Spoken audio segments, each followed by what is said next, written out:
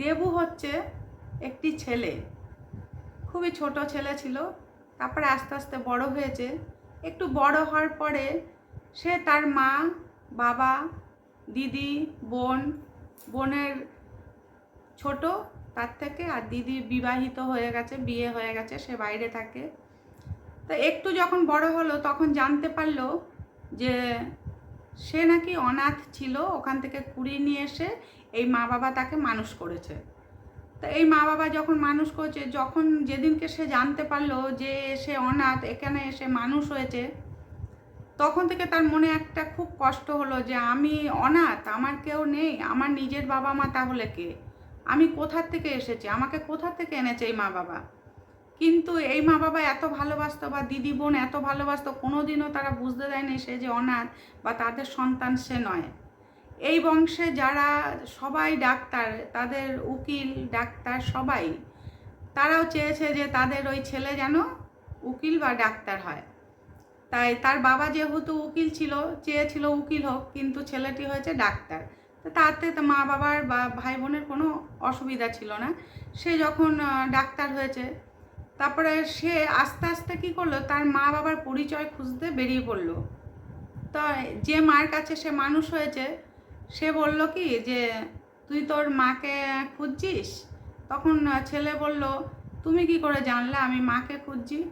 বলছে না, আমি তো তোর জন্মদিনই ঠিক কথা, কিন্তু 1 মাস বয়স থেকে আমি যখন তোকে সন্তান হিসাবে কোলে নিই, আমার বুকের দুধ খাইয়ে তোকে আমি মানুষ করেছি। তাই তোর শরীরে আমার রক্ত না থাকতে পারে, কিন্তু আমার দুধ খেয়ে কিন্তু তুই মানুষ হয়েছিস। তাই তোকে আমি যদি মানুষও করে থাকি, তুই কিন্তু আমার সন্তান, আমি কিন্তু তোর মা। জন্ম দিলেই শুধু সে মা হয় না, তুই যদি মাকে খুঁজে পাস আমাকে কিন্তু বলিস যে তোর মাকে তুই খুঁজে পেয়েছিস।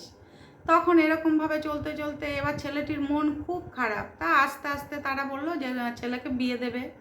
তখন ছেলেটি বিয়ে করতে চায়নি। এবার বিদেশে যে দিদি থাকে সেও বলছে না, তোকে বিয়ে করতে হবে ভাই। প্রত্যেক বছর ভাইফোঁটা, পুজো, সব কিছুতে কিন্তু দিদি বোন সবাই মিলে খুব আনন্দ করে, মজা করে একসঙ্গে। কেউ বুঝতে পারে না যে তারা, তাদের ওই দাদা, যে তাদের অসৎ দাদা, মানে তাদের নিজের দাদা নয়। ছোটোবেলা থেকে এমনভাবে মানুষ করেছে মা বাবা যে কোনোদিন কেউ বুঝতে পারবে না তারা যে ও যে নিজের সন্তান নয় মা বাবার। আস্তে আস্তে বড় হলো, তারপরে তাকে বিয়ে দিল। যখন ছেলেটিকে বলল, কী রে তুই মায়ের খবর পেয়েছিস? মা বাবা বলল না, মায়ের খবর তো পাইনি এখনও, তবে আমাকে যদি নাই রাখবে, আমাকে যদি বাইরে ফেলেই দেবে, তাহলে কেন জন্ম দিয়েছিল? তখন যে মার কাছে আমি মানুষ হয়েছি সেই মা বলল, হয়তো সে তোর, তার ক্ষমতা ছিল না তোকে জন্ম দিয়ে পরিবেশের সামনে তোকে তুলে ধরার, তার হয়তো ক্ষমতা ছিল না।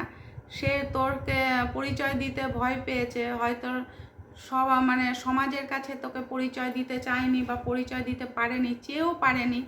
তাহলে সেই মায়ের কোনো দোষ নেই রে, দোষ হচ্ছে এই সমাজের। সমাজ তোকে তোর মায়ের সঙ্গে মিলাতে দেয়নি তোকে, তাই তোর মায়ের কোনো দোষ নেই। তাই আমি যখন তোকে মানুষ করেছি, আমি তোকে মানুষ করেছি। আর তুই যে মায়ের খোঁজ করছিস, আমিও জানি না আসল মা তোর কে। আমি তো তোকে যেখান থেকে এনেছি সেখানে কেউ বলতে পারেনি আসল মা তোর কে, কেননা তোকে ফুটপাতে ফেলে রেখে চলে গেছিলো। সেখান থেকে আমি তোকে নিয়ে এসেছিলাম, সেখান থেকেই তোকে মানুষ করেছি।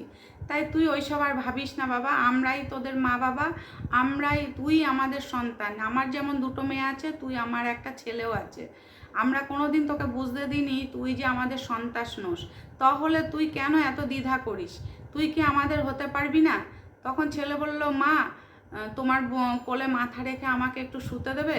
তখন মা বললো, হ্যাঁ নিশ্চয়ই শুবি তো বাবা, তুই তো আমার সন্তান, তুই তো আমার একমাত্র বড় ছেলে। তখন মাকে জড়িয়ে ধরে ছেলেটি খুব কাঁদল আর বলল, আমার নিজের মায়ের আর পরিচয়ের দরকার নেই মা, তুমি আছো, বাবা আছে, আমার দিদি আছে, বোন আছে, আমি তোমাদেরকে নিয়েই সারা জীবন কাটাতে চাই। আমি তো ছোটোবেলা থেকে সেই মাকে চোখেও দেখিনি, তোমরাই আমার সব। তাই শুধু জন্ম দিলেই সে মা বাবা হওয়া যায় না, ভাই বোন হওয়া যায় না। জন্ম না দিয়েও কিন্তু বাবা মা ভাই বোন সব কিছু হওয়া যায়।